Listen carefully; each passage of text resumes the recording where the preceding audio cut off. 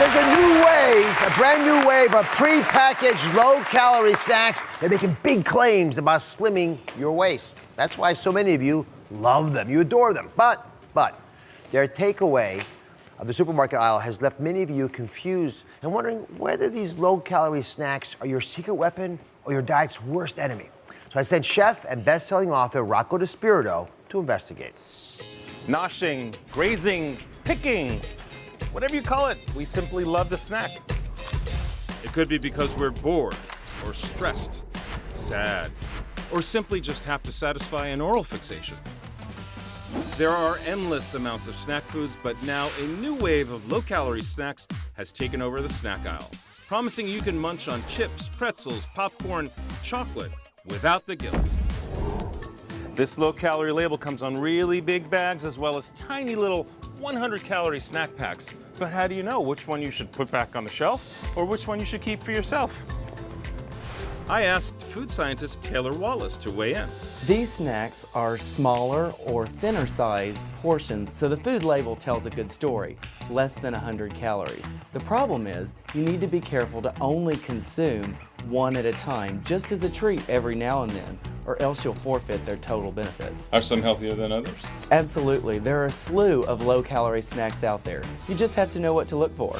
The truth is, your snack choice can be the key to losing weight or sabotaging your diet completely. So, today we're giving you a snack plan of attack. Straightforward rules so you can pick the best low-calorie snack every time. Thank you, Rocco. So I'm here at my snack pack, who buy low-calorie snacks as a way to lose weight without feeling hungry. You're all in a similar category. So Akila, we're gonna start with you. What's your favorite go-to snack? My favorite go-to snack is a good old bag of chips. You open it, it's salty, crunchy, it tastes good. Smells good. Yes. Not bad for you, right? Not at all, for me. Or so you think. We'll find out. Yolanda, what's your go-to snack? What do you like? I like cookies, chips, salty things. And Selena's so comfortable there. She's got her go-to foods. Everything. Everything she'd ever want in life. So today what I'm gonna do for you all is I'm gonna give you a snack plan of attack. Simple rules to get the healthiest snack every single time. And to help me break it down is nutritionist Kellyann Petrucci, who's over here at the Truth Tube waiting for us. I'm gonna walk through some of these steps. I want you to help us understand what's good and what's bad about what the snack pack is doing for themselves. Yeah. We'll start with salty. Yeah. Since, they all seem to like the salty stuff Yes. for good reason. And there's a rule for everybody to remember here, that you want 30% of the calories in any bag of chips you get to come from fat. Yes. Roughly how many grams of fat is that? Yeah, so that comes out to about 5 grams per serving. So that's what you want to look for on the package. It's a really good rule to follow. 5 grams of fat per serving.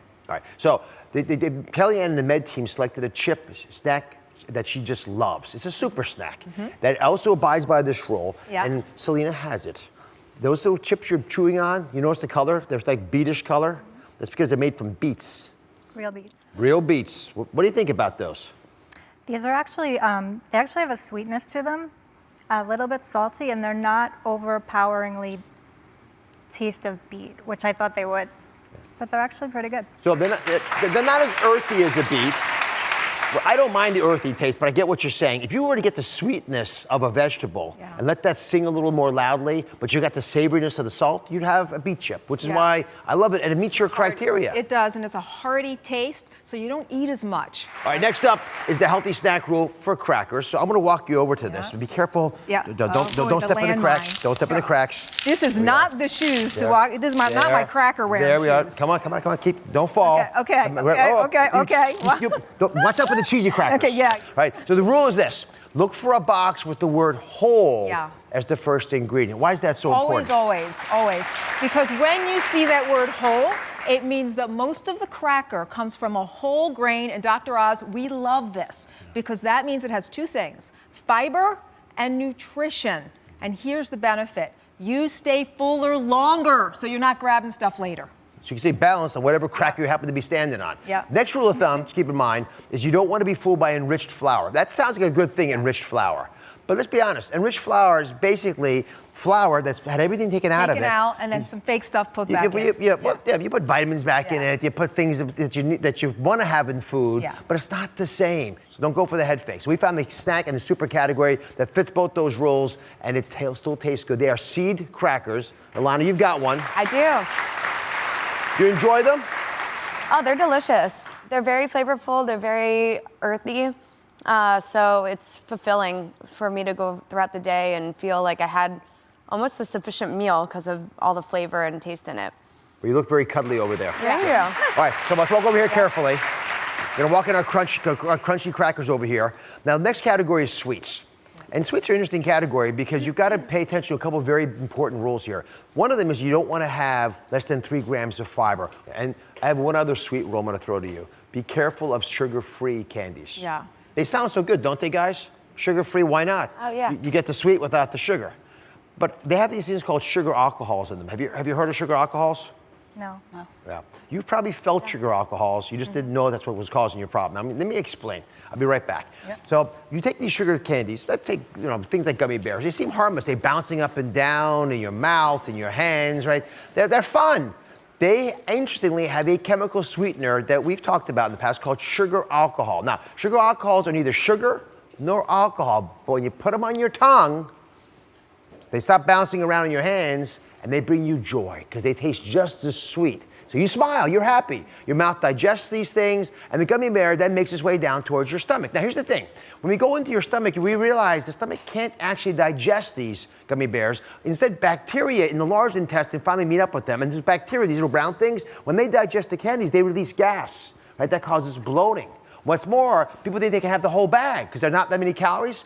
These sugar alcohols bring water into the intestines. They suck this torrential bit of water, and that creates, well, you got it, diarrhea, a little runniness. Even as few as 15 gummy bears can cause digestive issues. So that's not what you want to have as a side benefit of having a snack. So when it's labeled sugar-free, it may not always be a free lunch for you. You got to be thoughtful. So I'm going to give you a little different recommendation. It's my personal snack that I've been going to for years and years. It's dark chocolate-covered almonds. Now, before you all say, oh, please, dark chocolate-covered almonds, it's important to notice, if you love your snack, if you love it, if it wakes up your mouth, is your mouth woken up, by the way? Oh, wow. It's chocolatey, nutty. It tastes good. Yeah. Well, these things I adore because they make my mouth so happy. The mouth feels so perfect. I don't have to eat 10 of them. Now, the most important tip I'm going to give you, it's the Oz Golden Rule, is you never want your snack, any snack, to be more than 10% of your daily calories. Because if a snack is more than 1/10 of all your daily calories, that's called a meal. Yes. Right?